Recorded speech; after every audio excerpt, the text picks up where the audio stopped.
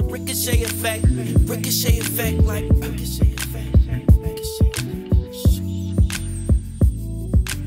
Yeah.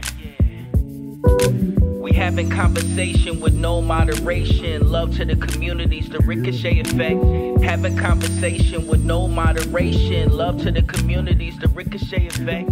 Having conversation with no moderation. Hi, this is Renee Cobb, and I'm Dr. Abini El Amin, and we are with the Ricochet Effect. So we are WKY, again, celebrating Women of Distinction this evening, and I have now in the broadcast booth, I have Tanelle Sawyer. Thank you so much for being with us here today. Absolutely. Thank you for having me. Let me start off by asking you, and you've got a little helper here too. Who do we have here? This is Silas Sawyer. Oh, She's my 2-year-old. She looks beautiful, and you both are color coordinated and looking Yes. just awesome. Thank you. Let me ask you, what does it mean for you to be here tonight at Women of Distinction? Absolutely.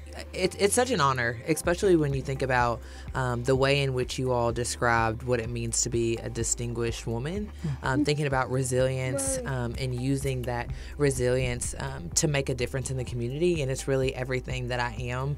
I feel like the way in which you all described a distinguished woman embodies who I am and why I do what I do, because it's definitely based in, struggles, hardships, and how you use those for good in the community so that hopefully less people will have to experience maybe some of the things that you did in your own life. So opening doors for access and equity and opportunity is one thing that I really stand for. So I'm really, truly honored to get this nomination. Tell us about your professional life and for the audience that is not familiar with the work you've done. Yes, absolutely. So my current role, I'm the Associate Vice President of Workforce and Economic Development for the Kentucky Community and Technical College system. So Bluegrass Community and Technical College is probably the most familiar to Lexington area, and it is one of our 16 community colleges. So I like to say that I live at the intersection of business and industry and higher ed, really focused on how do we, bridge the gap between what workforce is looking for and how we are creating talent to meet workforce needs. That's outstanding. Just in closing, let me ask you, can you think of any women of distinction that have played a really key role in your life in helping you get to where you're at? Absolutely. I mean, even my own mom, my sisters, watching my sister was a teen mom, and watching her really just be resilient in her own life. She's now a registered nurse, and I'm always just so in awe of the way that she's navigated life. My mom as well, and just watching her, raise us and putting us first.